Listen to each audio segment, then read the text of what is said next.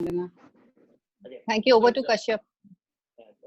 Thanks, Prachi, for the introduction, and thank you everyone for being there. I mean, as we all know, Naidisha is doing a fantastic job in this space over the years in the space of creating content and all the support that we need as families and as individuals when we have family members who are specially abled. And hence, hats off to Prachi and the team who, in the last 3-4 years, have really upscaled Naidisha and touched a lot many lives within India, and I'm sure outside of India too now. I've been associated with Naidisha for almost 2.5 years now. I stay in Bombay. I'm based in Bombay, and yeah, Naidisha operates out of Hyderabad. But to whatever extent I can help support, I try to do my bit. A little bit of background of myself so that it helps you understand and appreciate all that we speak. I'm a chartered accountant by education, and I currently work with Reliance Industries in their treasury. I have been a financial markets professional all my life, and hence a lot that we speak today comes very naturally to me. And, so to Vandana. However, we will try to keep the content of what we speak extremely simple and lucid so that all of you do follow. And whatever questions you have, please feel free to ask them, however simple it may be. We will be glad to answer. The objective of this session is to so that all of you benefit from what we think or I think personally is very important. I do have a my son Ryansh, 10 years old, is a Down syndrome child, and hence what I go through, I'm sure a lot of us go through within our life, and hence what I'm trying to explain to you in terms of an important aspect of our life. uh, Please feel free to put up all the questions that you have. I'll be always happy to help today, tomorrow, whenever. Okay, so to introduce, while Prachi did introduce Vandana, Vandana works with IDFC Mutual Fund in institutional sales. So she is also a financial markets professional for most of her life, and she's been roped in here to explain to us in a very simplified manner what about the different aspects of financial planning that we should consider. I will kickstart by speaking my mind more on the subject, because as a parent of a 10-year-old Down syndrome child, uh, I, I bifurcate the challenges that I live with on in three different parts. One is the growing up challenge, where I need to figure out constantly. We need to figure out how do we best educate the child. Once the child is 15, 18, 20, then the next 30, 20, 30 years are all about how to engage the adult in a meaningful, uh, probably employable way, productive way. And the third comes in what after us, right? Once we are not there, as parents, as family members, if we are not there, who takes care of the child, and how do we ensure, how do we meet how the financial expenses are met, uh, right? So today we are going to talk about that aspect, that once I am not there, once we as parents are not there, me, my wife are not there, who and how will the financial expenses of my child be taken care of? And hence what we have done, which is what I'll share with you. What we have done is, we have formed a trust which will be there in place, operational once we are not there, to take care of the financial needs of my son Ryan. To do that, what have I done? I have gotten in touch with a lawyer and drafted and executed a trust deed.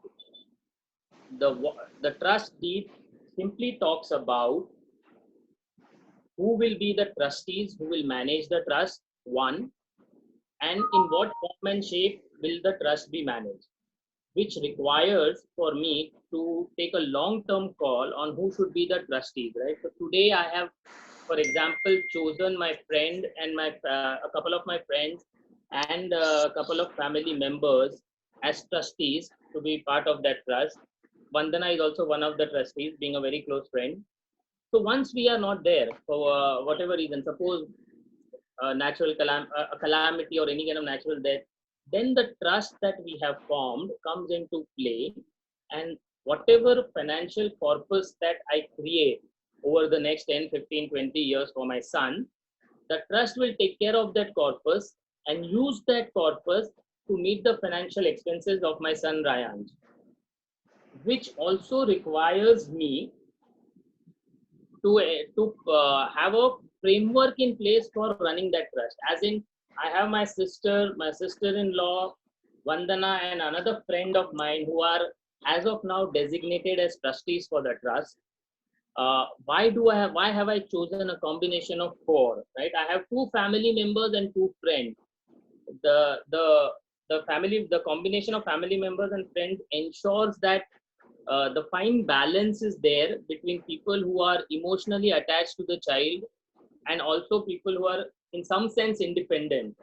The other reason being the friends that I have chosen as trustee are experts and are people who understand finance, are people who understand money, are people who understand investments, and hence they will help later to decide on how to manage that money, whatever corpus that we end up creating, to ensure that it lasts for my son for probably 15, 20, 30 years. Right? Today, I don't know how long will I be alive, how old my son Ryan will be then, and for how many years will he need the money. So, and hence, also the aspects of how the trust should operate in terms of how many meetings the trust should conduct in a year, what kind of expenses should be met, living expenses, medical expenses, entertainment and recreational expenses. While all this sounds a bit complicated, might sound a bit complicated, in reality, it is not that complicated. Uh, it's only about getting the job done. It's about executing this. Once you have it in place, once you decide to do it and have a trust deed executed, you choose the trustees, then it's all done. After that, the part about building the financial corpus comes into play, right? So what I plan to do is, today I'm 40 years old today. My son is 10. Over the next 15 to 20 years, I plan to build a financial corpus for him, which will be adequate, hopefully adequate for him to last for the next 20, 30 years. So assuming that I am alive till I'm 65, and then my son will be 35. So my son will need money for at least next 40 years. Assuming he lives till say 75, he'll need money for 30 to 40 years. So I need to build some kind of a corpus which ensures that the money lasts for him for at least for the next 20, 30 years after I'm not there. Right? So that is the kind of challenge or the task that we all have at hand. And hence, the earlier we think about it and the earlier we start, the easier and better it becomes. Right? So once the trust is created, you start building a corpus for the trust, which will be part of the trust, and you ensure that you don't end up using anything from that for all your living expenses or all your emergency expenses. We don't end up using the money that we are saving for our child, for the trust, so that the money stays and it's well protected for him to use when he or she needs it. And hence, now I would like to rope in Vandana here to throw up those questions with respect to financial planning. Why? Because that is the key to this whole piece, right? If I create a trust and then I don't build a corpus for the trust, what will my son use once when he needs it or when we are not there, right? So the right amount of corpus, the adequate amount of corpus is something that we need and we should think about, and which is why Vandana, I would like to throw up this question to you, right? Yeah. That how do we think about it, right? So today, Right. say everybody, all of us who are there on this call and otherwise also at different stages in our lives and at different age points, and everybody has a different horizon. So today, if I think that, say my son Rayansh, so if he for his own personal expenses he would need say not more than 25,000 rupees a month, just a hypothetical number. That number can be different, can be 5,000 for someone, can be 50,000 for someone. If I say that there is 5,000, 25,000 rupees a month that he needs to spend, not today, but 20 years later when he's on his own, how should we think about financial planning, and what should we think? What are the aspects that we should consider? Okay. All right. First and foremost, thank you so much for this opportunity to be talking to a group of parents of special kids, which probably makes you all very, very special in that sense, right? I'm deeply grateful to all of you for giving me this opportunity to try and make some sense to you. I hope I'm successful at that at the end of the session. I'll answer your question, Kashyap, but obviously it's all to do with financial planning, undoubtedly. But I just want to make one point that even before you start thinking whether you're already on the journey of making a financial plan or not, please do realize that the day you decided that you're going to give the best to your child as per your ability, as per what's available in around us in the environment, that day you're already actually on the path of financial planning. I mean, obviously that plan involved a lot more, like Kashyap just took you through, in terms of the future of the child. But the very fact that you have made this decision that you're going to be there for your child to the best of your abilities and the possibilities that are available, you already embarked on a journey of making a financial plan, right? I'll come to what I think could be reasonable asset classes. By asset classes, I mean where all you could invest to generate or to meet your future, to meet the future monthly expenses for your children. But before that, I think the reality of the present day's world is that we actually step back a few steps before that, right? I just want to give a broad framework of the entire journey and then focus specifically on the financial planning part of it. And obviously, I'll again rely on Kashyap to ask me those questions, which I'm sure he knows the relevance of those questions more than I would ever know, right? So I think the first step to the process of making a financial plan is for us to make money, right? I mean, it all begins there. That is the first step. And mind you, I'm sure a lot of us take making money for granted. But for a lot of us, making money is also not as intuitive as it may seem. So making money, especially in times like these, is not always easy, right? Essentially, I think the key elements of making money really is to figure out what we are good at and get on that path. A lot of us are already on a path where we I would suspect we are in our mid-career kind of phases, and we have for ourselves understood whether what we are making is enough to meet our goals or not, right? So the important thing is to make enough money to meet the goals that we have envisaged for ourselves, and it's a very iterative process. You draw up those goals that are affordable to you. The only one point that I wanted to make with respect to making money is that this is not a decision which is to be taken only at the beginning of the career. I also think that a lot of career transition moves could influence how much more or less money we could end up making. So therefore, that is something that it's always worthwhile looking at what we are doing and to determine if we are on the right track, right? If what we are doing is making us happy and helping us meet our goals. So that's a very briefly point number one. Point number two is you've made money, but you could as well just not be prudent about it, right? Prudent about spending money. So broadly, if you were to just sit back, and especially this period has been a great period for us to understand where our expenses have been going, right? There are so many expenses that we don't seem to be making right now. So there is a need part of our expense. There is a want part of our expense. So therefore, the need part is something which is probably non-negotiable to you. The want part of your expense bucket is something which we could look at, because it is a very important part of the entire financial planning process, because this determines how much money you have to invest on behalf of your child. And I'll just give you some numbers, assuming certain numbers on inflation, etc., which will give you an idea as to how overwhelming it may look like, in terms of the corpus that you need to build. If one were to meet the kind of goal that Kashyap just took us through, for in Rayansh's case, for the next 40 years after him probably, then we need to be prudent about how we spend as well. And somewhere along the way, there is a place for debt as well. How much loans you have on you, that's an important part. I mean, if there are loans, that would be the first step in the financial planning exercise, to try and get rid of those kind of loans. Thirdly, and most importantly, and I just have 4 steps, like I told you. First is, how do we make enough money? Second is, how are we prudent about spending our money?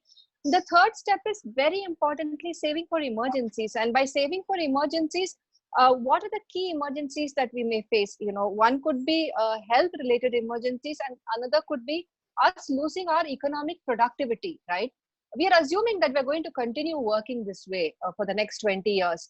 For all of us, and now it's not only true for people in the financial markets, but in any segment, in any industry, our jobs are not always as strong in their foundations as our parents' jobs used to be. My father spent all his career working for a PSU bank, and there was no other job that he thought about, and he's now living on the pension that he's getting from the bank. Unfortunately, for a lot of us, that's not really an option. We work with private firms, and therefore, assuming continuity of our income is probably trying to be a little adventurous. And therefore, saving up for emergencies is a great idea. There are general rules of thumb. You could say that you have 3 to 6 months of cash kept in an accessible manner. That is, it could be in your bank account or in an FD that you could break. In my view, saving for emergency also is being insured. In my view, as part of the financial planning exercise, there is a huge and big place for insurance. And by insurance, I don't mean insurance that promises you returns, but insurance that promises you protection, and only protection, and not returns. For returns, you have investment options, which we will speak about. Insurance is only protection. So therefore, a term insurance to protect your source of income should you die. Kind of a health and a critical illness insurance, which should help you meet your medical bills, if you were to fall sick or meet with an accident or any such. So therefore, a combination of insurance as well as money, which you generally spend on needs over the next 6 months, should be made available. So these are the 3 steps. Okay. After doing all of this, we move on to investments, and in investments, I will specifically stick to financial assets. And the key objective that in my mind we should be cognizant about, or we should be thinking about, is how will you beat inflation? If you're able to beat inflation, I think we are home. I mean, we don't. So in our pressure to create that corpus for our child, or for any other goal for that matter, in our stress to provide not only for the corpus, but for more people around us, our aged parents, etc. Just to interrupt you here. Yeah. So here, once you highlighted a 1, 2, 3 points, right? So from there, I would like to emphasize the need to have, as you said, life insurance and health insurance in place, because that is as much and as important a part of financial planning as savings and investments, right? Because if suddenly something happens to me today, the whole purpose of taking care of the financial needs of my family and my son Rayansh are in a jeopardy. So clearly the need for life insurance is extremely important, and in a similar manner, medical or health insurance. After that, when we come to savings and investments, the question that we need to answer is,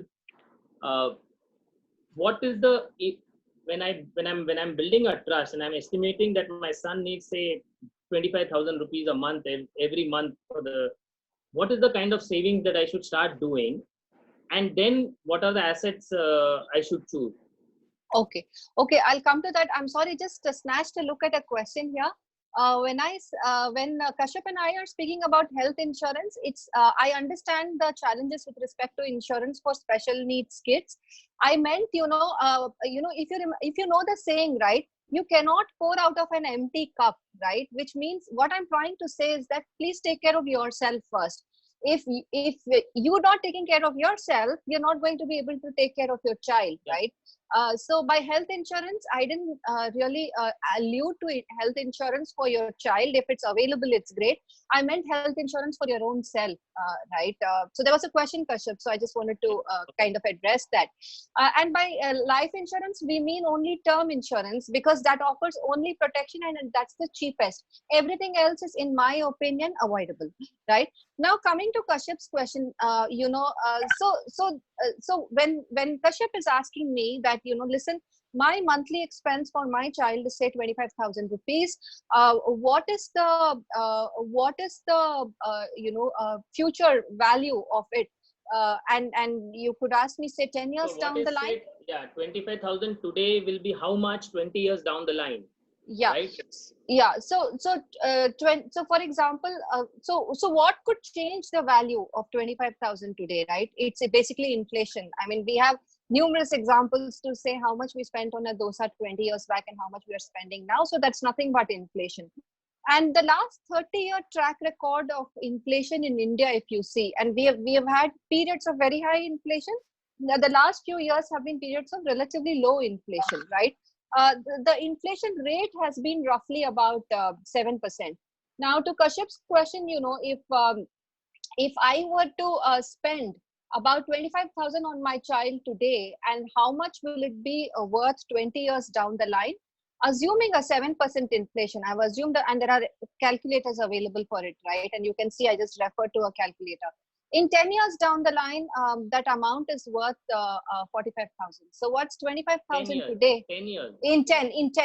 In 20, it's worth 90,000. By worth, I mean that what you're setting aside as 25,000 today, you will actually have to set aside for the same kind of expenses 90,000 tomorrow, because all of those expenses will move So up in everything that I'm value. buying, so what you're trying to say is everything that I'm buying today, spending on today, Yeah. will become as expensive that what I get for 25,000 rupees today, I'll get it for 90,000 rupees 20 years down the line. Yeah, you will have to spend 90,000 rupees per month 20 years down the line.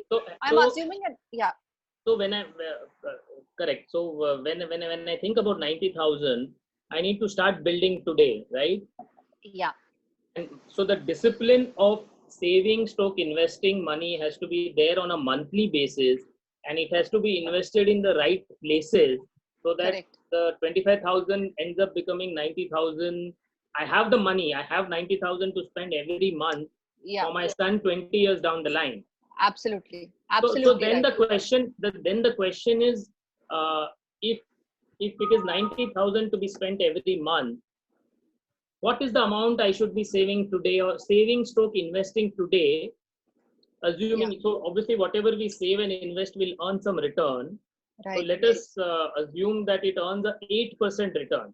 Yeah. Okay, 8% return. Okay. So what is the amount I should be saving each month so that I save for the next 20 years, and then there is money available for my son to lead a normal life, and which requires 90,000 rupees a month, as the example that we have taken. Okay. So you're saying that you are assuming a return of 8%, right? 8%, yeah. Okay. So if I can just assume that you're able to save as much as you're spending currently. Okay. If you're spending 25,000 rupees, you're able to save 25,000, additional 25,000 a month. And you're assuming a return of 8%, which seems practical as per current returns on equities and non-equities, or debt as we call it. Then in 10 years time you would make about 1 crore of rupees. Okay. Now I'm assuming that so you are saying that whatever amount I think I'm spending for my son today, which in our example is say 25,000, I save 25,000 rupees every month and I invest that in a combination of, as you call it, fixed income and equity assets, Yeah. and earn an 8% return. Yes. And Yes. that at the end of 10 years would be actually, the savings will be actually worth a crore. Yeah, it will be a crore. Now that crore, what it means is that, it will last for you probably another, for the child, another 12 to 15 years, not more than that. Yeah, and suppose that, okay, so the longer we keep saving and investing, the larger will be the corpus build up, right? Exactly. So Which is what we call as compounding, right? Yeah. So the example, just to put numbers so that all of us can relate, 25,000 saved and invested every month becomes 1 crore at the end of 10 years. Yeah. Now, if I continue with that for 20 years, Yeah. Yeah. how will, can you tell us how will that 1 crore look like? Okay. Yeah. So you're saying that your starting amount is 1 crore, right? No, starting amount is 25,000. I start saving, so it's 25,000 per month. Got it. Saved and invested for 20 years. Yeah. So if you say for 20 years you're investing about 25,000 each month, you will end up making about 1 lakh a month at the end of 20 years. You will have a corpus of about 1 lakh a month at the end of 20 years. So that, okay. So what you're trying, correct. So then it puts things in perspective that 25,000 rupees today could be worth whatever I am spending. If my son's normal living expenses are 25,000 rupees a month today, his that same money will be worth, those expenses will be worth 90,000 rupees at the end of 20 years. Yeah. Hence, to provide for that, I need to start saving. And if I start saving 25,000 rupees a month today, for 20 years, he will be able to spend he will have that 90,000 rupees a month to spend. Yeah. Then at the end of 20 years. So there is another way of looking at it, right? The other way of looking at it, so that it's a ready formula for all concerned, right? Like you rightly said, yours could be 25, mine could be 10, someone else's could be 50. The point is, your objective is to keep providing as per current day's expenses for the child for a longer period of time. And therefore, try and set aside that amount which you're currently spending. Okay, if you can. I know it's not a luxury for all of us to afford, but if you can, that's the ideal scenario, that you are setting aside your child's current expense as savings. All right. And when you're building up that savings, ensure that your return is equal to or more than inflation. That's all you need to ensure. You don't need to ensure anything else. So if I'm spending 20,000 on my child every month, I need to invest another 20,000 in such investment options that will help me beat the inflation every year. So this year could be 5% inflation or 4.5% inflation. So my objective should be that I just make at least 5 to 6% this year. That's all. Next year could be a 10% inflation. My objective should be that I should make at least 11% kind of a number. I know that every year tracking this way may not be the right thing. Therefore, we come up with a formula to say that, listen, look at two different kind of asset classes. If I may now introduce the options to invest into, right? One is where what we call as equities, and I think equities all of us understand, but I'll want to just dive a little further into the basics. The other is what is called as fixed income, which Kashyap just referred to, which is nothing but debt. The main difference between the two asset classes is that both of them go towards companies, okay? Go towards investment into companies. In equities, I take ownership of the company by purchasing the shares. In fixed income or debt, I buy into their deposits. We don't call it deposits when we speak about it in the financial markets. We call them bonds, but for a minute, assume it's deposits, right? So in debt, I'm lending money to a company. In equity, I'm becoming the owner of that company, right? Which means, as a corollary, I'm taking more risk in equity and lesser risk in debt. As a corollary, we are earning more returns. But in here, sorry, just to simplify this, okay? So we have to, in the interest of time, I just interrupt you because there are a lot of questions also coming in which we need to answer. Okay, okay, sure. Okay, so just to complete Vandana's point very briefly, what she's trying to say is once I have decided to save 25,000 rupees a month or whatever be that number, I need to invest it somewhere, right? Save and invest it somewhere. And hence, the choosing the right asset class is important. Whether you invest in equities, which necessarily means equity shares of companies, or you invest in a fixed deposit, you invest in your PPF, or you invest in other debt schemes, is a matter of personal choice depending on personal risk appetite. That itself is a large subject and a separate subject that we can probably go deep into later. For now, I think Prachi is also asking me to stop because there are a lot of questions. So what we'll do now is we'll pause and we'll take the questions and try to answer them. Hopefully, we should be able to answer as much as most of them. Okay, so Okay, Prachi, I sure. hand it over to you. You lob up the questions and then we'll try to answer them. Yeah, thank you. So I have put the questions in, and before that, I just wanted to say that my colleague Aishwarya is also here. So if you have any questions or follow-up questions, you can send it across to me or Aishwarya. Later on, also, if you feel some questions have not been answered, you can put them on Talk Tool. There is a chat tool on the website where you could put in the questions. So as we can answer, we can reach out, we can go back to Kashyap and Vandana and get your questions answered. So let's start with the questions. One is, yeah. Prachi, sorry to interrupt you. Before we start, can I just send the feedback form so they can fill while? Yes, yes, yes. So I'll be sending the feedback form in the chat. Please do fill it up. It helps us know what you guys want for other meetings as well. And also, if you're not part of the website or the WhatsApp peer groups, if you want to be added, please do fill the form and then we'll add you. Okay, yeah, sorry. Yeah, it's important that we have the feedback so that we can improve our work, and also wherever you have questions and what are your requirements and what kind of workshops and webinars we should be doing, we can work on those. Workshops, of course, is not possible right now. I meant webinars and support group needs.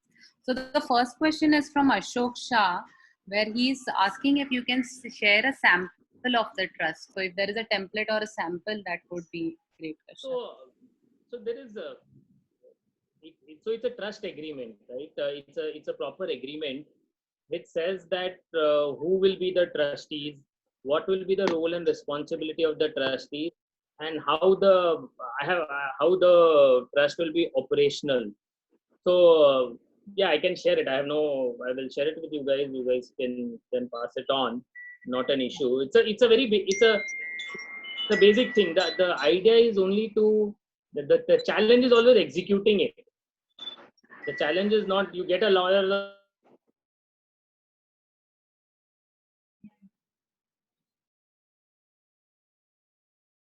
Sorry, you're muted for some reason, Kashyap. 1 second.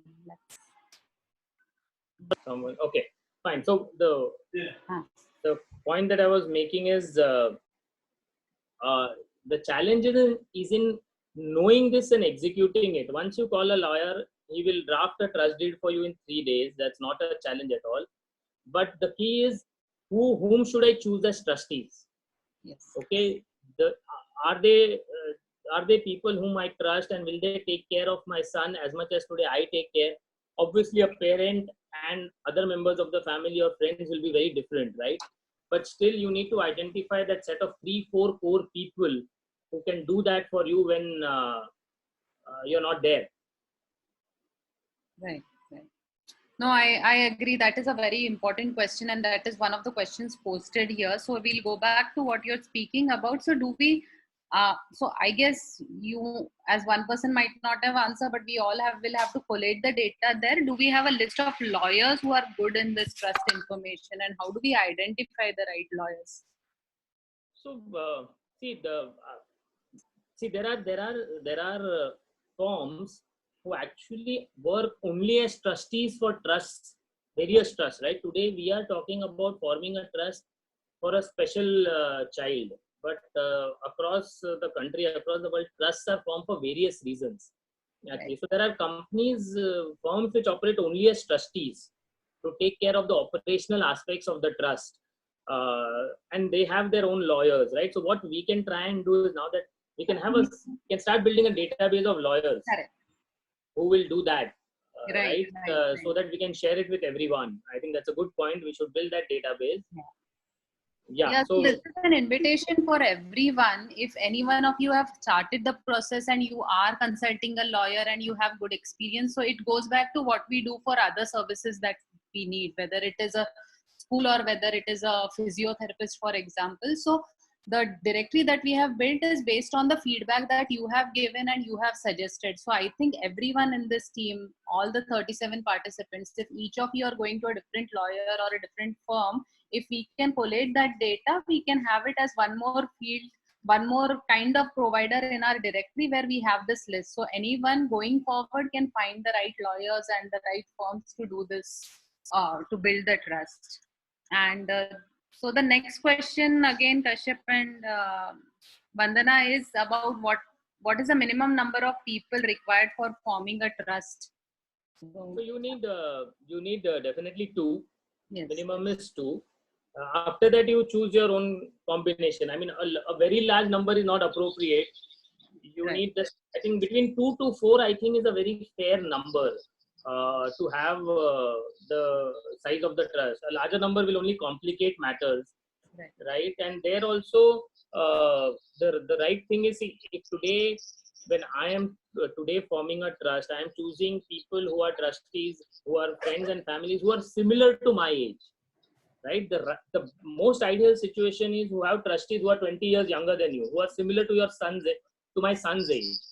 So today I have chosen trustees who are similar to my age, but once 20 years later, I can make changes to the trust as many times as I want, whenever I want, as long as I am alive.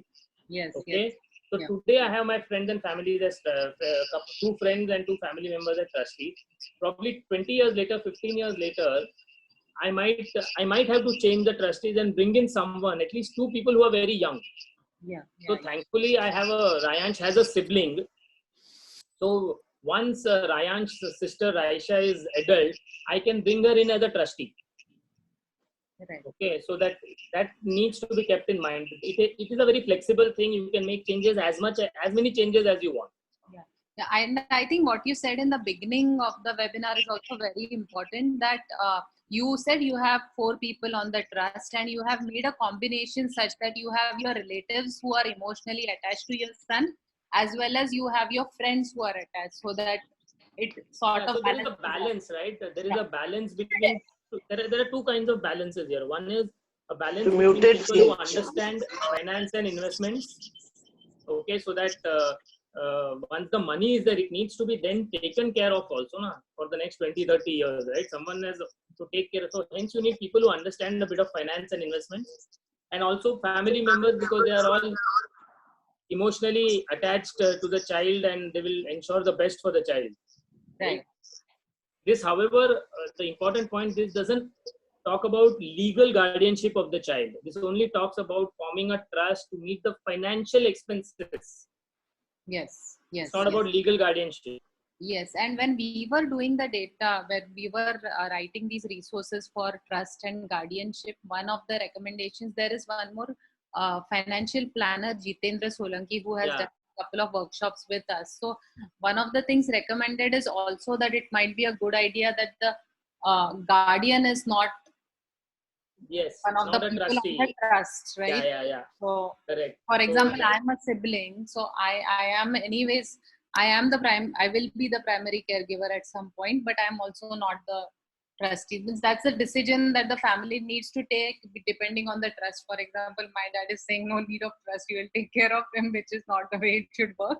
But that's a different battle I'll be fighting later. No, correct. So the challenge, see, Prachi, here is, while yes, you are taking care of your brother, you will do that all through your life. Yes. But this is to mitigate a contingency, right? Exactly. Today, I will also take care of my son for the next 30 years, 40 years, as long as I am alive. But the challenge is only what if suddenly I am not there? Yes, correct. Then what? Then it all falls apart, right? Correct. I agree. This is to try to mitigate or address that. Yes.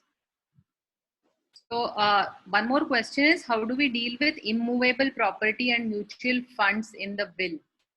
Before we get to this question, maybe we'll answer one basic question, which is how is a will different from trust? Okay, so the difference is a will only talks about who becomes the owner of your assets when you're not there. So today, when my will say that if I die, okay, what will happen to my assets? What will happen to my savings, investments, PPF, all that put a house, including the house? What will happen to that? Is what the will say. In the will, I can say that once I die, 50% of my wealth will move to the trust. That is what I will say in the will. Because say if I have a son and a daughter, I'll try and say 50% each will go, 50% will go to the son, 50% will go to the daughter, 50% of that moves to the trust. Then the trust deed, when we execute a trust deed, it talks about how will you take care of that 50%. Who will take care of that 50%? How will you take care of that 50% so that your son's living expenses are met and he doesn't have to go here there for meeting his living expenses? Right. That is the difference between a trust and a will. Yeah. So now that this is answered, maybe we can go back to how do we deal with immovable property and mutual funds in the will.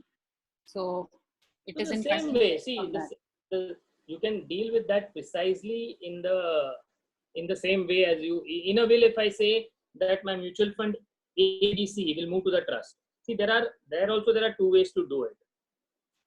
If today I have already executed a trust, okay, a trust in Indian law is as an independent entity now, assessee an entity. So I can start making savings and investments directly in the trust.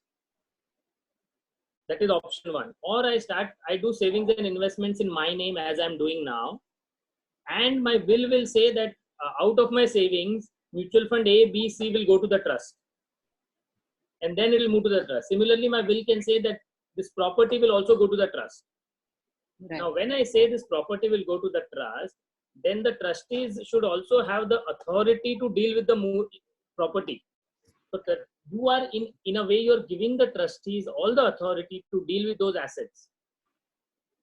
Right.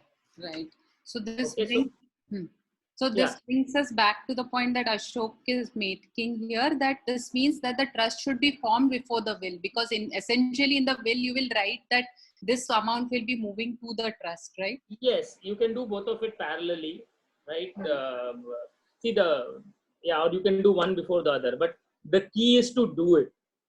Right. Most of us are not thinking about doing it, or are lazy about doing it, or just not doing it. Yeah, and it's a difficult question, and sometimes natural human tendency is to put it off for later. Yeah, you put it off because who will be the trustees? Who will take care of it? Yeah. Can I trust them? That's why a combination of 3 or 4 trustees, right? So you are betting that all the money that you leave for your son or a daughter or whoever is being taken care of by those 4 people. Now, if all 4 of them turn bad, notorious, then it's real bad luck. Right? But it is highly unlikely when you're choosing a combination of friends and families. Right? If one of them, even if say later, 20 years later, one of them has bad intentions, the other 3 will take care, right? And you can always keep changing. Even they can keep changing trustees. Right. There is one additional point in addition, because it's in the same flow. I'm taking that first. Will transfer to the trust attract when. So he is saying that will transfer to trust attract tax issues.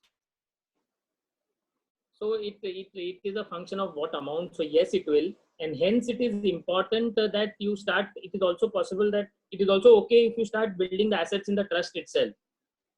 But whatever assets you build in the trust, if there is any income generated, you have to file an income tax return for your trust also. It's like an independent assessee then. That is as per our Indian laws, right? Indian Income Tax Act. So either ways it wouldn't matter, is it? Yeah. Taxes? Yeah. Either way. Okay, and this is a very important question which will play on everyone's mind, and you kind of spoke about it now. How do we ensure that they are not misused by someone, or our child doesn't get cheated in our access in our absence? So essentially, it goes back to saying that you have a mix in the trust.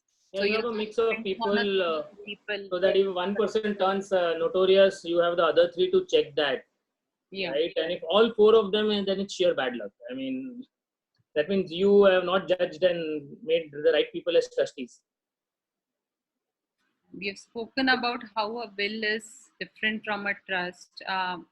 So going back to this, to avoid this bad luck that you were talking about, so how do we choose the trustees? What kind of trustees should we look at? Right. I mean, that's a very, Prachi, that's a very personal question, right? Today, what I have done is I have chosen my sister and my sister-in-law, okay, as the two trustees who are part of the family. They both are younger to us, little younger to us, and both are obviously emotionally attached to my son Ryan. And we believe that they will have Ryan's best interest in their mind, right? And I have chosen two friends who have been like Vandana and another friend of mine whom I know I can trust. They've been around, they've been friends for a long, long time. They understand finance, they are professionals in their doing well in their respective careers. So they understand finance, they understand the aspects of a trust. So a combination of families who are emotionally attached and people who understand all of this will hopefully ensure that the trust runs well. Yeah. Now, in situations where there could be situations where the family is extremely lonely, right? Yeah, It is yeah, yeah, quite yeah. possible. Would that There, be an option to have some NGO yeah, yes. representative? Or, yeah. So there are just to answer that, yes, that's a good question. There are, as I said, firms which operate as professional trustees. Okay. Okay. That's a There good. or there are firms which operate as professional trustees. So the firm which I'm getting my trust deed done from is the firm called Universal Trustees. They also operate as professional trustees, Ah. Okay. right? So you can even obviously it comes with a cost, but then that option is available, Right. right? So we that option is always available. Then what will happen is they'll also take care of the administrative aspects of the trust. Right. Right. So if you don't have any people around or and you don't trust them or whatever, then you can go to professional trustees and do it. Right. So this goes on line of like when we speak about, again, I don't want to jump topics, but when we speak about guardianship, so in my Yeah, case, like I have become the guardian for my brother, but where there is no option available, probably what we do in guardianship is again have this local NGO appointed as a part of LLC. But coming to financial planning, where you have a trust, you can always have a professional organization which access trustees. in fact, just on that topic, Prachi, because now we have a platform of parents and families who are impacted, right? Yes. We should create a list of people who understand aspects of it and who are voluntarily willing to be trustees for others, just as a pool of people available, Yeah. right? For families who are alone, lonely, or for whatever reason, right? So if there are, if in our entire pool of database of say 200, 300, 500 families, even if you have 50 people who are willing to just raise their hand and do this, that could probably solve a lot of problems. That person can be one of the trustees in several trusts, right? Yeah. And why I say that is because we understand, we are so emotionally attached to this cause and to Yes. this challenge. It will require a lot for us to cheat someone else in the same space, Yes. right? That way. So can I be a trustee for your brother when you form a trust? Probably yes. If you trust me, you can always choose me one. So Right. Right. probably we can build a list of people who want to volunteer as trustees for others. Good point. Because we always talk about having the community together in terms of independent living and having these communities where our kids or our young adults can live in future after we are gone. That is one thing we always consider. But this is a good point where we say that we can also look at each other to become a part of our trust as well. which gives us that security, because we know here's a person who understands this, here's a person who's going through this, and as you said, there's a less chance that Hopefully, something yeah, you can won't go cheat on wrong this. there. And they can also catch subtle things if things are not happening out of their own experience as well. Yeah. Yeah. Okay. All right. So next question is, my son is 12 years old. He has autism and he's non-verbal. He's the only child. How can we start making a trust for him? Whom should we meet to start a trust? So this goes back, I'll start and you can add. This goes back to the discussion we have had now. First, identify that what are the things that what are the assets that you would want to put in a trust, whom do you want as trustee, and then proceed forward, right? First is get in touch with a lawyer who can do this for you. Hmm. Right. So once you have a lawyer who does this, who does trust deeds, etc., then that lawyer will ask you all the right questions for you to then start answering. He will explain and ask the right questions. Right? Because you and I on our own cannot execute a trust deed. We will definitely need a lawyer to do that. Lawyer to do that. Yes. So going to the lawyer would be our first step. Yeah, will be our first step. As in general, going to pediatrician is our first step. Yeah. Right. Next question is, this COVID has upset, of course, COVID has upset financial plans for a lot, and we know what's happening across the world. So how do we maximize wealth generation for our children in this situation? This is a very difficult question. I'll let you. Vandana, you want to answer that? Are you around? Yeah, she's around. You're on mute, but you got to unmute yourself. Yeah, I did that. Yeah, this is a very difficult but a very serious question, which is actually, you know what, when Kashyap had asked me to take through financial planning, I can assure you that I have reams of PowerPoint slides to say how to go about financial planning, SIP calculators, and how much corpus for what rate, etc. But I thought this period probably, requires of us to go back to basics, which is why I spoke about making money in the first place, and probably being prudent on spending. The only thing, these are the things that you could do. The one thing that I would definitely request you not to fall into the trap of is to fall into get rich quick or make more return kind of schemes that may come up, because people do realize that people are going through a financial stress, and with a lot of guilt, I must say that most of the financial planning industry also falls into this trap of probably not guiding our investors the right way. So please do understand that anything that's promising a higher return, which is above normal return, has or does come with a lot of risk. So we may have to, end up working a little more because of this crisis. So at my work, I work for a mutual fund company, and the people who lead our equities desk, the head of equity just made a comment yesterday that be prepared to have to completely lose out on any kind of investment or anything that would be a surplus over your expenses.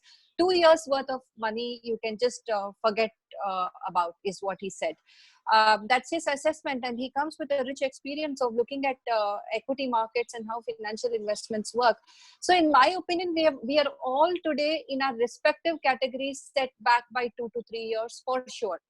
Right, we may not, some of us may be lucky enough to not see a dip in our income, but all of us will see, we'll have to give up on our bonuses, on our increments.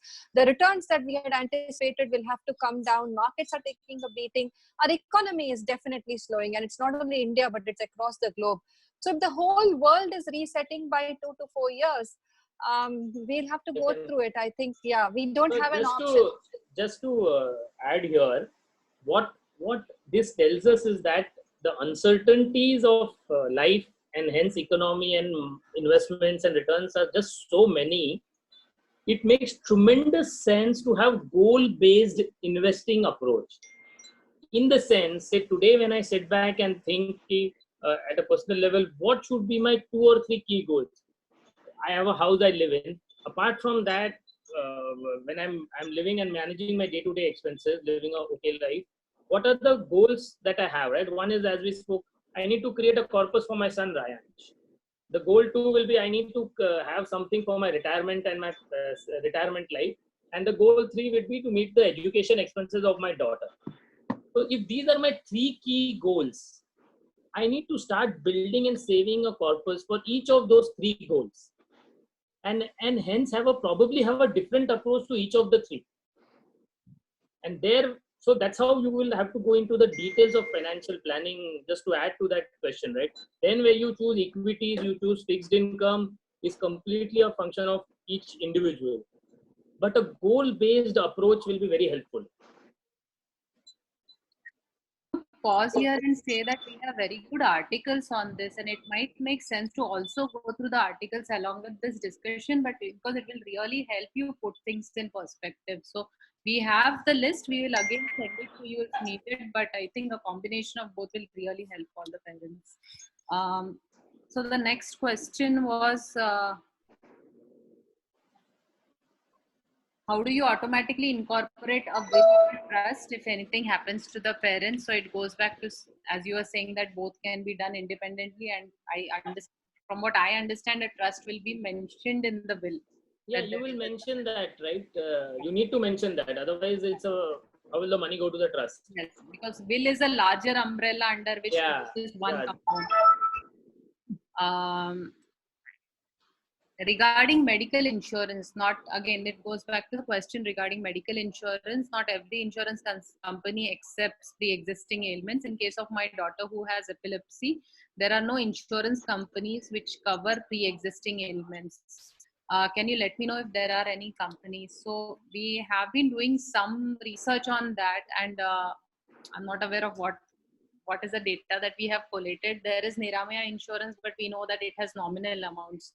But if anyone has anything to share there, please do type in so that we can discuss about which are the insurance companies here. And if Vandana and Kashyap, you have some information about insurance companies which cover health conditions related to developmental disabilities, and usually epilepsy is a big thing for us, and it takes up a lot of money caring for epilepsy as well as the medications around epilepsy too.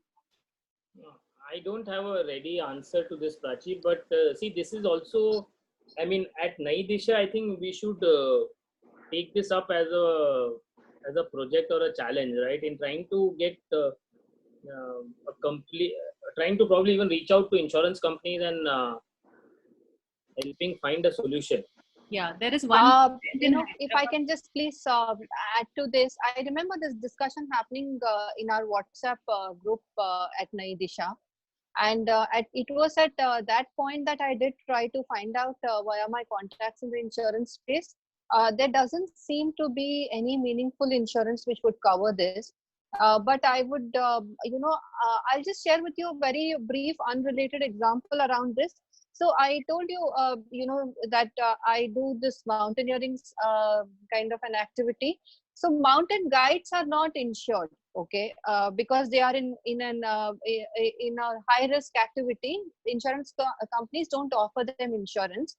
But what we were guided was that if you can make that representation to the industry, and then you can collate as a group. Basically, group dynamics work here, correct?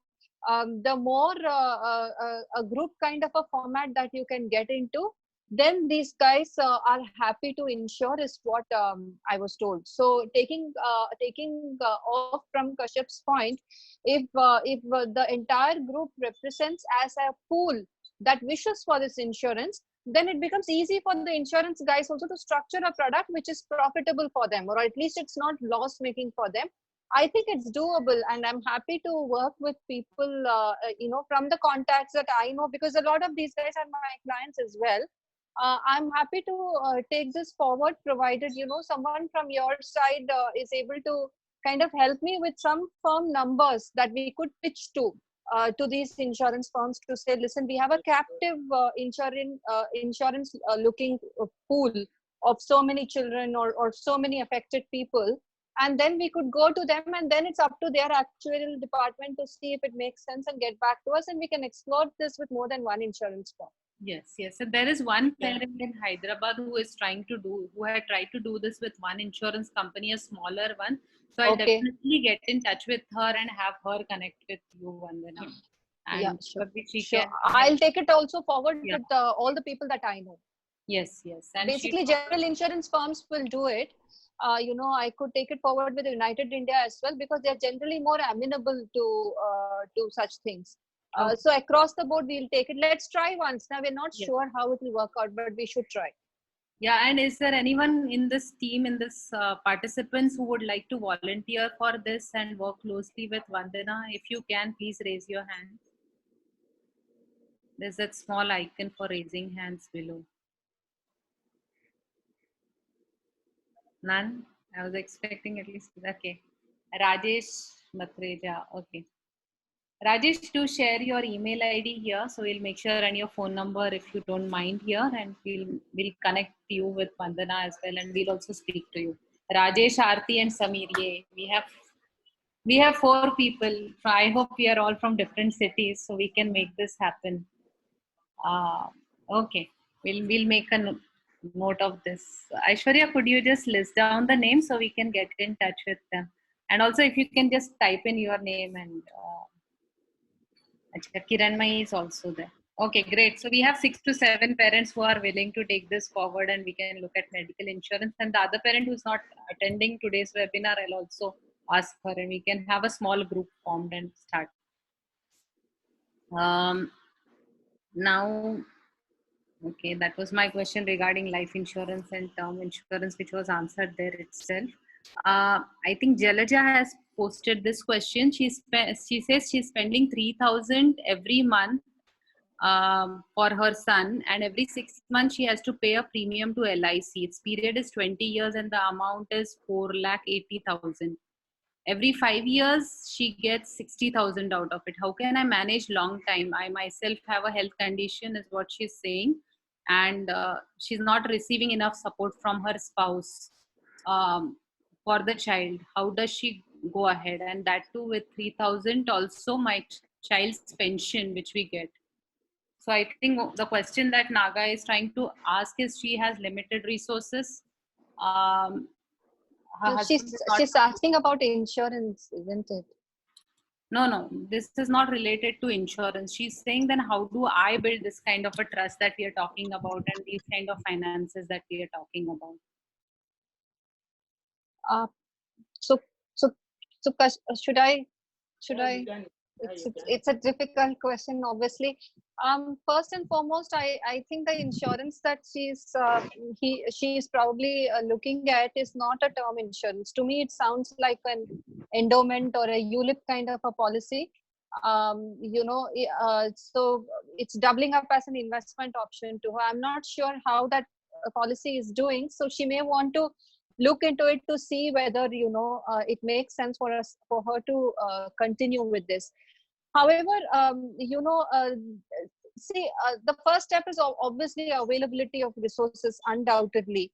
But all I don't want to sound patronizing here. It's a very difficult question. But all I'd want to submit here is that please make a start. Whatever be the amount, please make a start. I think that's the way to go about it. It's better than it's probably better than not making a start, because the money that is lying even in your savings account is not enough to beat inflation today. And what it will do is, even if you end up with an X amount of corpus, which may still not meet your requirements for your child, it will lose its value over time.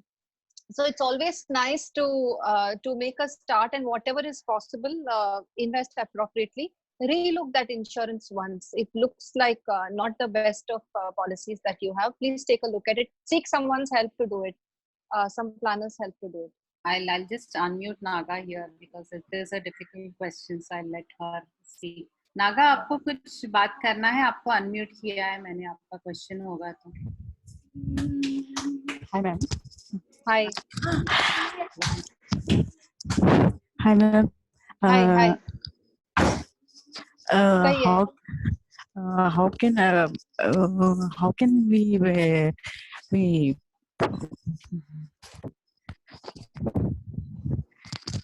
how आपकी can आवाज we नहीं आ रही। support? हाँ Hello, madam.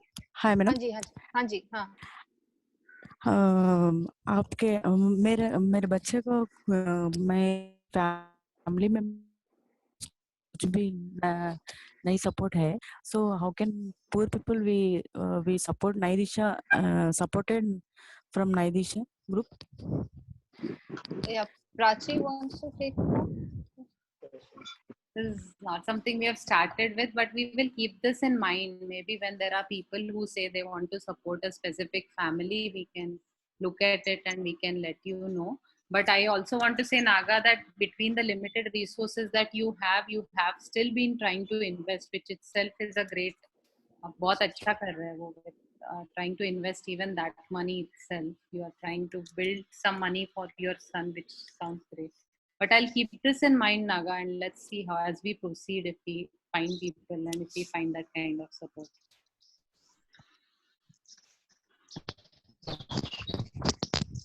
Hello, Yeah. madam. Yeah.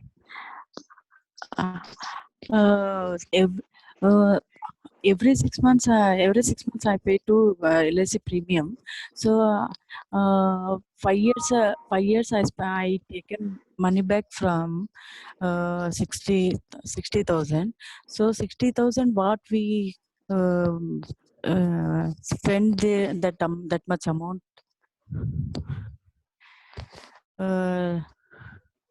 We can't get any idea. Ma'am आप कितने साल से ये प्रीमियम भर रहे हैं LIC में? 20 years का मैम। नहीं, वो 20 years का पॉलिसी होगा। अब तक आपने कितना साल भरा है? 5 years 5 years भर दिया आपने? या अच्छा। अब वो पॉलिसी का नाम थोड़ा बता देंगे प्राची को? मैं एक बार देखती हूँ उसको क्या है। Okay madam. बस वो पॉलिसी का एक नाम होगा ना, कुछ ये लोग नाम देते हैं ना, LIC वाले नाम देते हैं, है ना? या सम जीवन समथिंग और आश्रय और सम सच थिंग। आप बस वो मुझे पूरा नाम दे दीजिएगा पॉलिसी का, और आपने कब से भरना शुरू किया है वो बताइएगा। अभी आपने 5 साल कर दिया तो आप कर सकते हैं, बिकॉज आपने ज्यादातर जो फीस वगैरह है आपने शायद भर दिया होगा। एक बार देख लेने दीजिए मुझे प्लीज, फिर मैं आपको बताती हूँ। और अगर वो ठीक कर रहा है तो उसको रहने देंगे, हम उसको कुछ करेंगे नहीं। ओके ओके नागा, फिर आप वो इन्फॉर्मेशन भेज दीजिएगा, या मुझे या ऐश्वर्या को आप वो इन्फॉर्मेशन भेज दीजिए, फिर हम कोऑर्डिनेट करते हैं वंदना के साथ। So the next question is, does one need to file IT returns? This is question from Amit Biswas here. Does one need to file IT returns once the trust is formed and financial transactions are taking place for the trust? Yes, you need to file an IT return for the trust. Yes. Okay. Do you need to form a trust on your own or any organization where we can deposit? We have answered this question saying that you first get in touch with a lawyer. The lawyer will tell you what needs to be done and you can proceed from there. What is your take on professional trustees? We have again answered this question where there is no option, and if we can get feedback. So this is where the community will play a role.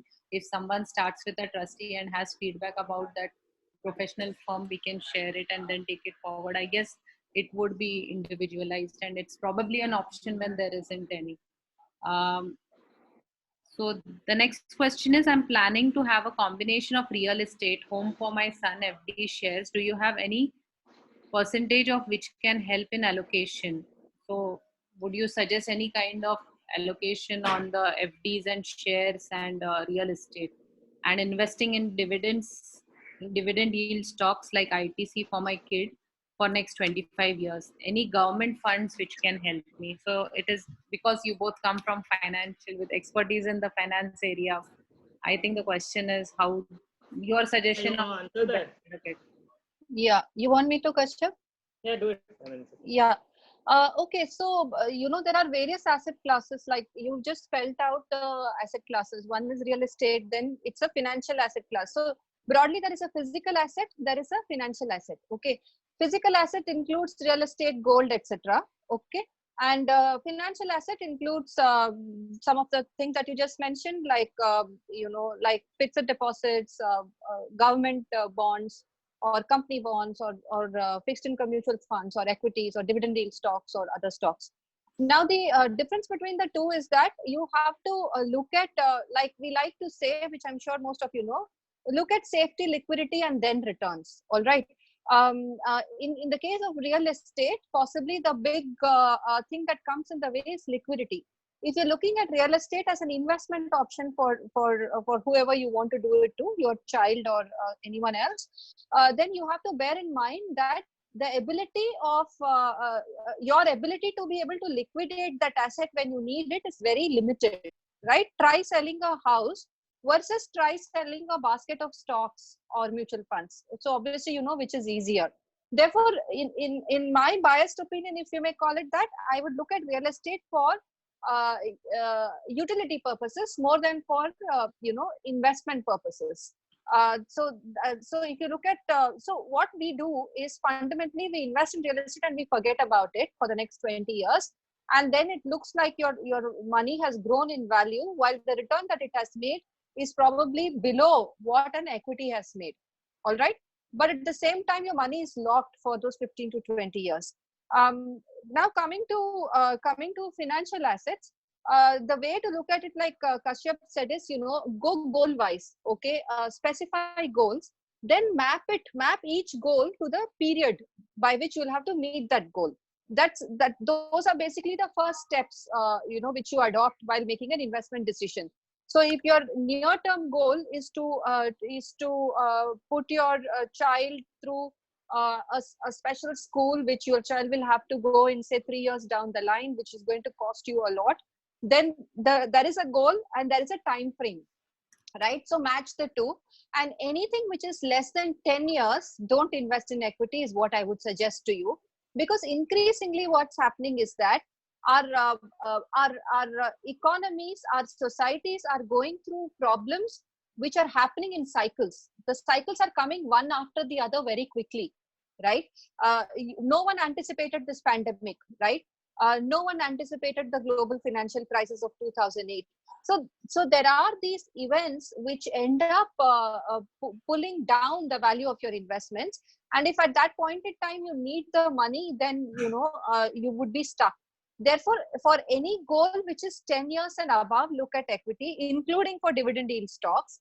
Not because I represent mutual funds, but generally it's always good. Like Kashyap made the point about creating a trust and going to a lawyer. It's always nice to seek a professional vehicle to engage in some of these things, because this is not your full-time job, right? It's not like you're going to sit in front of the desk and look at investments 24/7. You have other things to do. So hand it over to a mutual fund which has professional managers who do this investment on your behalf. As a mutual fund person myself, I have no investment into direct stock. It's entirely via mutual funds only. So I invest in direct stocks through the mutual fund route. I invest in government bonds again through the mutual fund route, right? So this is one option for you. That's how I would want you to look at it. Leave the physical assets for utility purposes, and use financial assets as investment options, but bucket it to say that equity you look at really 10 years plus to meet goals which you will have to meet after 10 years, and anything lesser you look at debt or fixed income. And importantly, PPF, post office schemes, all of them form a very, very important part of your investment basket, because some of the returns and the tax efficiency on these returns mutual funds can never match, right? So you will have to certainly look at the entire sphere and then decide which is most tax efficient for you. Tax is a very important element other than inflation. Inflation I spoke about, tax is another important element that you would want to consider. Just to add here, so if you are planning to leave real estate for your specially abled child once you are not there, I think that's a bit complicated unless he is going to use that to live in. If he's going to use that to live in, it's fine. But if you want to leave that as an asset for your child once you're not there, then that's a bit complicated, because then that asset has to be managed, right? Then the trustees, etc., someone has to manage that asset. Someone has to get sell that asset, convert it into cash and liquidity for your child. So I think that just adds a bit of complexity to the whole thing. So if he's going to stay in that house, excellent, nothing like it, then it's more like utility. But if it's more like an investment thing, then how I am thinking is I better have financial assets rather than have real estate. And within the financial assets, yes, the combination of equities or debt is a function of your time horizon, as Vandana mentioned, and your personal risk appetite. Right. Clearly. But yeah, it's a very individual thing, actually. I mean, it cannot be a general answer for everyone. Right. Next question goes back to the trust discussion that we were having, where the question is whether all trustees have the same weightage or there is a concept of primary and secondary in there. No, so all trustees have the same weightage. So Okay. when I did my trust, we went through a couple of iterations back and forth, because as of now I had chosen an even number of trustees. So if there is an odd number of trustees, 3, 5, 7, then whenever there are matters where there is a disconnect and there is no agreement, then you can put it up for voting. Correct. But if you have an even number of trustees, or 2, 4, 6, and if there is a tie, then what happens? Right? I have also provided for, in such a case, if there is a tie, I have chosen another 2 friends of mine who will act as mediators to resolve this gridlock tie. Okay, because there could be an issue where 2 trustees agree and 2 disagree on something, right? Say, for example, my son Ryan wants to go for a long holiday, and it requires, say, 5 lakh rupees. 2 trustees might agree, 2 trustees might not agree, looking at the corpus and the money, etc. Right? Then how do we solve that? So then I have specified 2 more friends of mine who can probably help and mediate that if at all it reaches that stage. Right. But I like the scenario you have put up. So the next, I guess one way of solving this might be to have a trust which has even an odd number of trustees. Yeah. That could also help. Correct. The other, Prachi, one point we also debated when we were drafting my trust deed is, so the legal guardian or custodian of the child will be someone else, need not necessarily be one of the 4.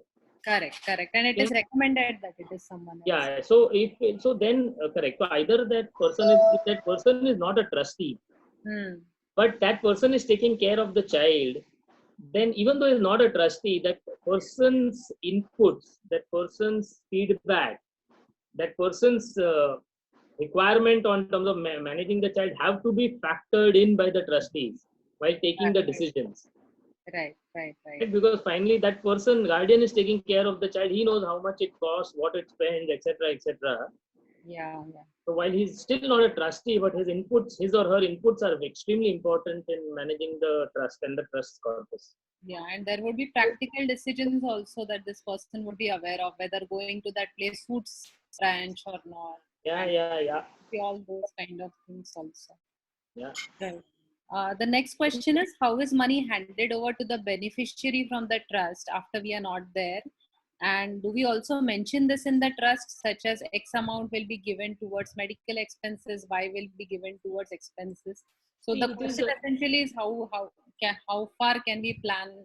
Yeah, correct. So see, you can try to put numbers for everything, but that's not really as valuable. Why? Because I don't know 20 years later how much will medical expenses cost, how much would living expenses cost, etc. Right? So I think then that is best left to the trustees to decide. Right.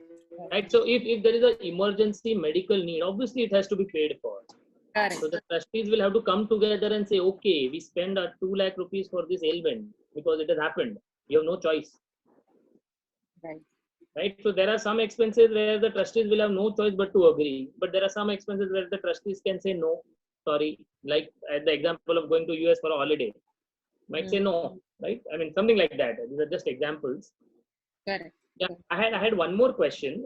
So I just saw one question, which I'll answer that also we debated my case. So what if my son gets married? right? And what if he or obviously hypothetical, but yeah, what if he gets married? Then what happens? So in my case, what I have done is, if my son gets, I have mentioned this in the trust deed just to take care of every eventuality. In case he gets married, then after him, the money of the corpus of the trust goes not to the spouse, does not go to the spouse, but goes to their child if they have one. Otherwise, the money goes to my daughter. Why I have done that is, assuming, just take a hypothetical case, that the corpus is large enough for someone to get married just for the corpus. Right. And it makes sense because we have heard stories long back. I mean, parents who have older kids and are connected with the community know there have been such scenarios, especially where daughters were married off. So this is a very valid point. So next question is, okay, this was answered because we spoke about the immovable property. And do we have a list of professional trustees, which is where we as a community need to collate and bring this information together? Next question is, our children are prone to seizures and have many more problems, due to which we have to hospitalize them. Due to this, whatever savings is kept aside is being used, and end of the day, we are left with no savings, as no medical insurance covers. Do we have any idea of Mediclaim company which is issuing health policies? So it goes back to the question related to insurance, and there were some discussions around it. We will try and bring together wherever we have those insurances. We will bring that. We are already working on that information regarding insurances, and also there is a team, a team of participants here who have volunteered. So let's bring that together, and then let's see how medical insurance, we can address the big question related to medical insurance. Achha, next question was, how much does it cost approximately to make a trust and appointing professional trustees? I suppose it would be a percentage, but yeah, it would be. So so generally people talk about a small percentage of the corpus size, right? Which is a very small percentage, but it is also a function of trustee to trustee, right? So probably someone in Bombay might say, for every 1 lakh rupees, I will take 2,000 rupees. Somebody might say, 1 lakh rupees of corpus, I'll take 2,000 rupees. Somebody might say, for every 1 lakh rupees, I'll take 1,000. Somebody might do it for 500 rupees also. So it's more like a professional service kind of a thing. But there are no fixed fees, and sounds like it's related to it's like even draft executing a trust deed, right? Someone might do it for 30,000 rupees. Someone might ask 3 lakh rupees. It's like any doctor. You go to a different doctor, they charge different, right? Yeah, right. Right. So something. So what there also, Prachi, if say a lot of people want to do it, then we can try to bring together in all under one umbrella and negotiate with someone and get it done. Right. We can. So Naidisha can only play the role of negotiating and hand holding. Obviously, the cost has to be borne by the respective families. Right. So if suddenly they say there are 100 people out of our database who want to get a trust going, then we can talk to someone who can negotiate and get it executed over the next 10-12 months at a cheaper cost. Okay. We can do that. So I think you should open up that question in our databases, ask everyone who wants to do it and are they really committed to do it, right? Yeah. They're committed to do it, then we do put up the effort and try and work something out. Yeah. And I don't know, of course, now everyone can do everything virtually, and we'll go more towards that. I was just wondering. So it's okay. I think it has to be geographical location agnostic. And, yeah. Right? Or we can choose someone who is, if there are maximum members are from Hyderabad or Mumbai, then we can choose a lawyer who is in Hyderabad or Mumbai, right? Or a firm which exists in both the places. Yes. We can do that. We can enable that if more and more people want to do it. Yeah. Okay. So next question is by Brian. Can a guardian contest a claim in a trust after us, especially when the guardian is not a trustee? No. They cannot. Trustees have all the power and authority. Guardian cannot. Next, sorry.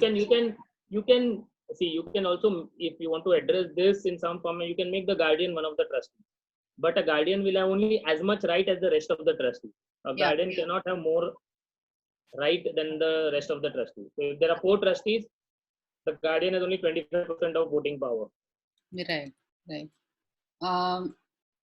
Next question is, if my son is high, so this is question by Ashok again, saying that if a son is high functioning and may manage a little bit about his own banking, but might not understand the value of money to the extent, can he be given partial rights? He has a bank account and investment in his name. How to go about with it?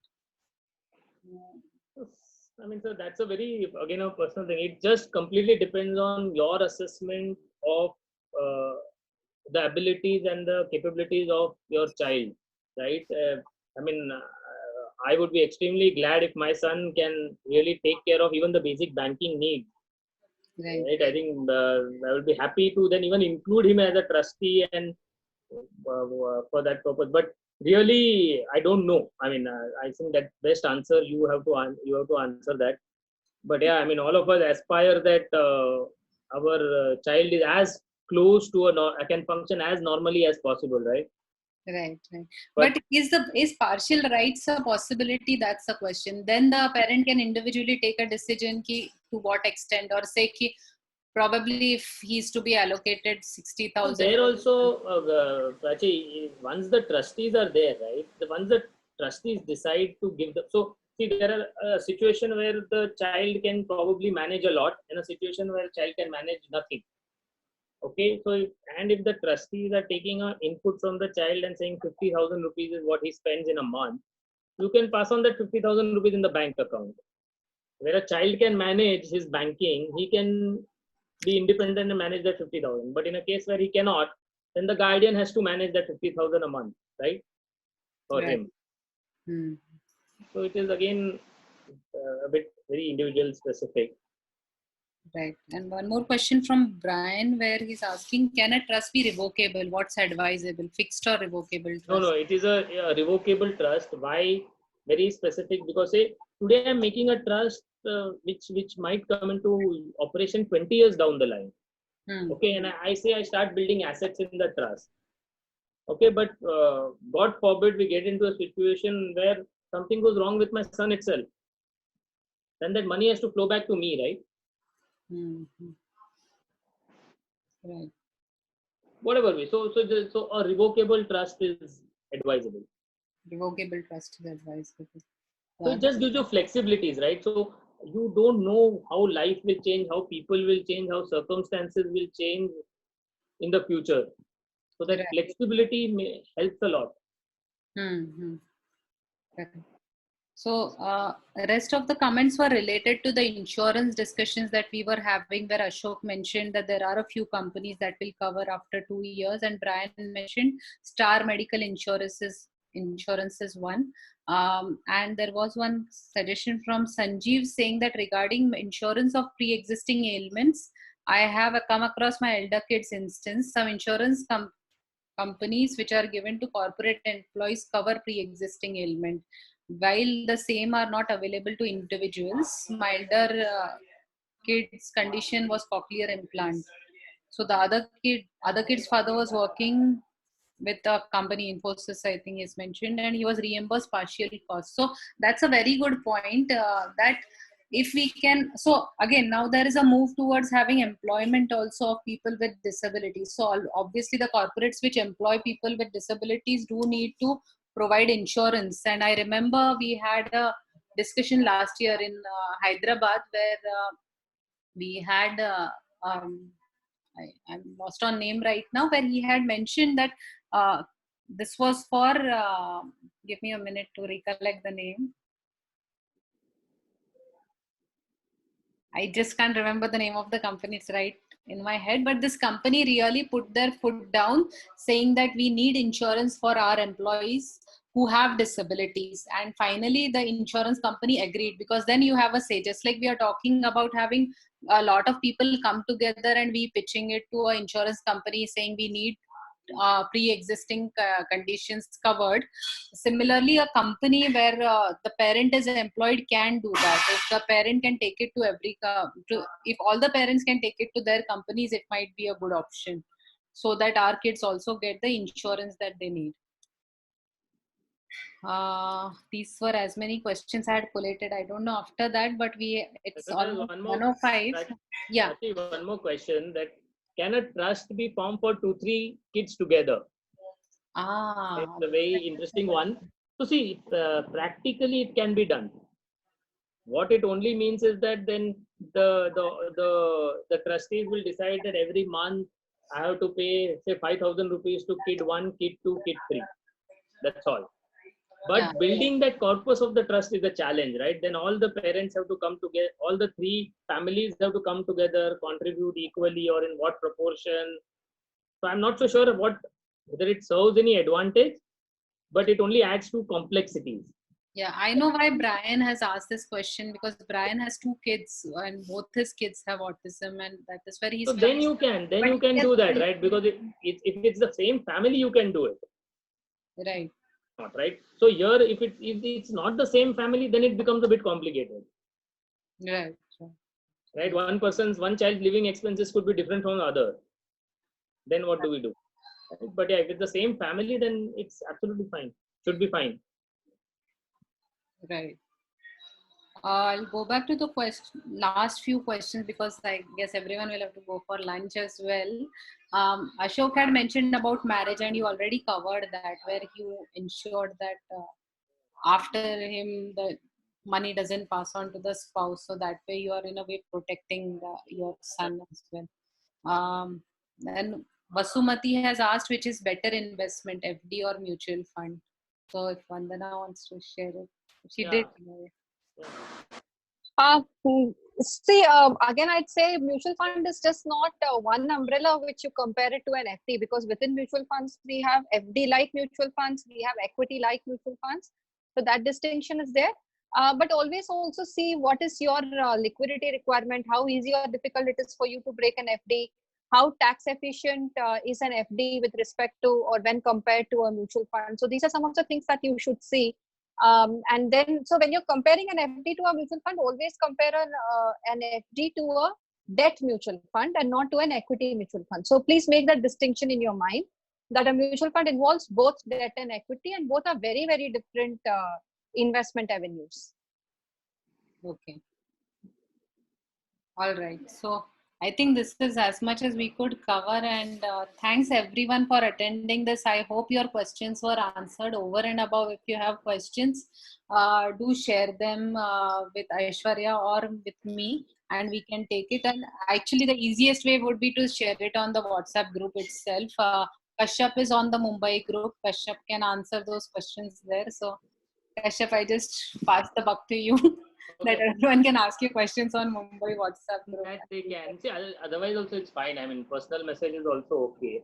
So the idea of this session is precisely to see how much value we can add, right? We all as parents and families, we understand this is the concern. One of the few concerns that we have to battle with. Yes. So if we can help address that, nothing like it clearly. But we should, Praji, just 3-4 points that we need to work on as Naidisha. We need to keep that in mind. Okay, one is obviously the insurance bit. The second is a platform of people who want to be trustees for other families. Insurance and requesting parents to pull together information on lawyers and financial practitioners. Yeah. And the third thing is if we can have a database of parents who want to build the trust, and who want to be trustees for others, right? If you know someone, you trust him for whatever reason, just one of the several trustees. Yeah. Okay. These are the 4 things that we'll take up. And all right. Thank you, Vandana. Thank you. It's been my pleasure. Thank you so much. Thanks, Kashyap. Thanks, Prachi. Thank you. Thanks, Aishwarya, for coordinating everything. You are behind the scene doing everything. I'm the one blabbering around. So thanks, Aishwarya, and thanks all the parents for joining in. Thank you. Bye-bye. Thank you. Thank you. Stay safe, everyone. Bye-bye. If all the parents could just fill the feedback form before you leave or copy paste the link before you go, so that when we plan webinars in the future, we know what you guys want. Yes, yes. And in fact, even our support group, initially we were trying to put in themes, but if you give your feedback and suggest what kind of discussions do you want to have on support group, that will also be very useful. For example, we had Amit here on the call. Amit has started a has a community of parents coming together and an independent living facility. And I know Nina was here, Nina Wag. She has such a setup in Delhi, so they could also share inputs on other difficult questions, which is independent living as well. So if you can share the feedback, it would I've be not good. received the feedback form. You have not received it, Ashok? Okay. Aishwarya, can you post Yeah, it? I've sent it. Yeah. It come on the screen? Is it on the screen? It will come in the chat where you are typing. Oh, just check. You shared it with everyone, so you should have it. Just check. Yeah.